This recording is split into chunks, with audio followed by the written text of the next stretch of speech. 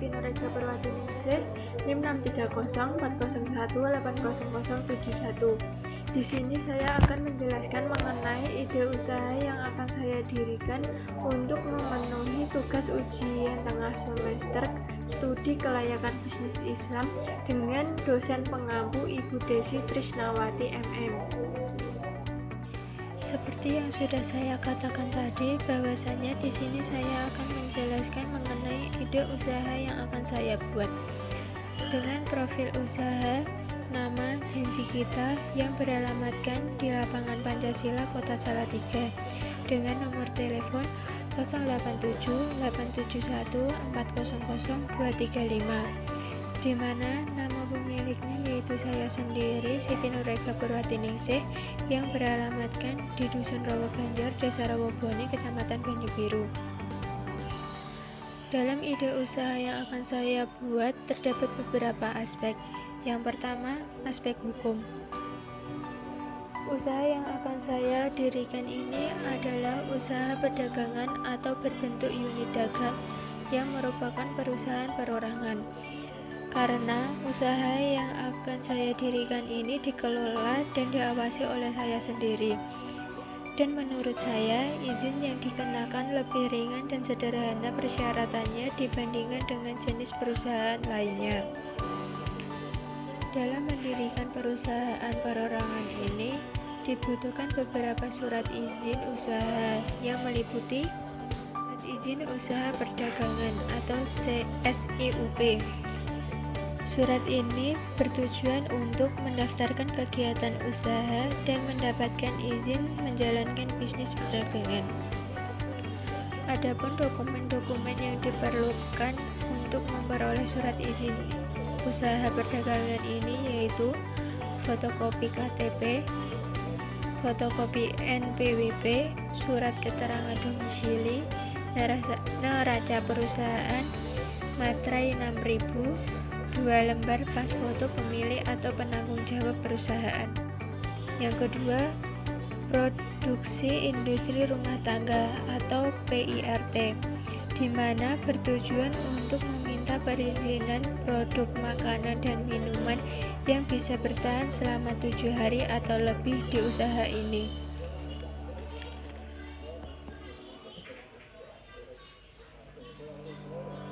Yang ketiga, izin BPOM yang bertujuan untuk mengetahui keamanan produk untuk dikonsumsi yang ditandai dengan pemberian label dari BPOM. Dengan pemberian label ini akan meningkatkan kepercayaan konsumen terhadap produk yang akan kita jual. Langkah-langkah dalam mengajukan surat izin. Pertama, mengajukan permohonan pendaftaran tertulis dengan mengisi formulir dan melampirkan data pendukung. Kemudian, menyerahkan permohonan sebanyak 2 rangkap, yang asli dan fotokopi, kepada Kepala BPOM dari produk pangan. Kemudian, dilakukan pemeriksaan terhadap formulir permohonan pendaftaran sesuai dengan kriteria, persyaratan, dan penetapan biaya evaluasi. Selanjutnya, permohonan pendaftaran pangan olahan dalam rangka evaluasi untuk mendapatkan izin edar dari BPOM akan dikenai biaya sebagai PNBP atau penerimaan negara bukan pajak sesuai ketentuan perundang-undangan. Yang keempat, mengurus sertifikat halal. Surat ini bertujuan untuk memberi kepercayaan kepada konsumen terhadap produk yang akan dijual, bahwa menggunakan bahan yang aman untuk dikonsumsi, terutama untuk negara kita, yaitu negara Indonesia yang mayoritas penduduknya beragama Muslim. Yang kedua, aspek lingkungan. Pada beberapa usaha, aspek lingkungan adalah aspek yang paling penting untuk dianalisis. Ini biasanya usaha-usaha yang menghasilkan limbah yang cukup tinggi dan berbahaya bagi lingkungan, maka diperlukan aspek lingkungan. Adapun aspek lingkungan yang akan diterapkan pada usaha yang saya dirikan adalah AMDAL atau analisis mengenai dampak lingkungan. Karena dengan menjaga lingkungan di daerah pemukiman tempat mendirikan usaha, maka tidak akan terjadi kerusakan lingkungan. Pada usaha minuman kekinian yang saya jalankan ini, limbah yang dihasilkan merupakan limbah dari proses produksi dan limbah dari penjualan. Usaha ini tidak menghasilkan limbah yang membahayakan kesehatan bagi masyarakat.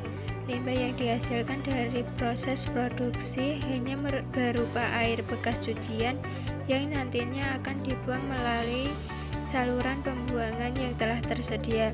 Sedangkan limbah yang berupa sampah akan dikumpulkan di tempat sampah yang nantinya akan dibuang ke tempat pembuangan sampah umum atau TPS, sehingga tidak akan mengganggu lingkungan. Yang ketiga, aspek pasar dan pemasaran. Pada masa sekarang ini, tingkat persaingan semakin ketat. Begitu juga dalam bidang kuliner. Para pelaku usaha yang menginginkan usahanya dapat bertahan dan berkembang, maka harus pandai dalam memutar otak untuk memasarkannya. Maka dari itu, peran pemasaran dalam suatu usaha begitu penting, karena pemasaran akan menentukan kelanjutan usaha suatu perusahaan. Salah satu kegiatan yang tidak boleh ditinggalkan dalam pemasaran adalah melakukan segmentasi pasar, targeting, dan positioning. Yang pertama, segmentasi pasar. Segmentasi pasar merupakan pembagian suatu pasar menjadi beberapa kelompok pembeli yang berbeda-beda, yang kemungkinan memerlukan atau membutuhkan produk kita, dan penggunaan marketing mix yang berbeda pula. Segmentasi pasar dari usaha yang akan saya jalankan adalah untuk kalangan menengah ke bawah dari usia 10 tahun ke atas, baik dari jenjang SD sampai perkuliahan. Yang kedua, targeting. Targeting adalah melakukan evaluasi keaktifan setiap segmen, kemudian memilih satu atau lebih segmen pasar untuk dilayani. Sasaran atau target dari minuman kekinian ini adalah kalangan remaja dan anak-anak yang masih menyukai hal-hal kekinian dan suka mencoba hal-hal baru. Terakhir, positioning. Penentuan posisi pasar dilakukan setelah menentukan segmen mana yang akan dimasuki, maka harus pula menentukan posisi mana yang ingin ditempati dalam segmen tersebut. Posisi pasar dari minuman janji kita adalah menciptakan image di benak konsumen sebagai perusahaan yang memproduksi minuman berinovasi baru yang menyegarkan dan juga enak. Minuman yang sesuai dikonsumsi pada saat musim panas seperti saat ini.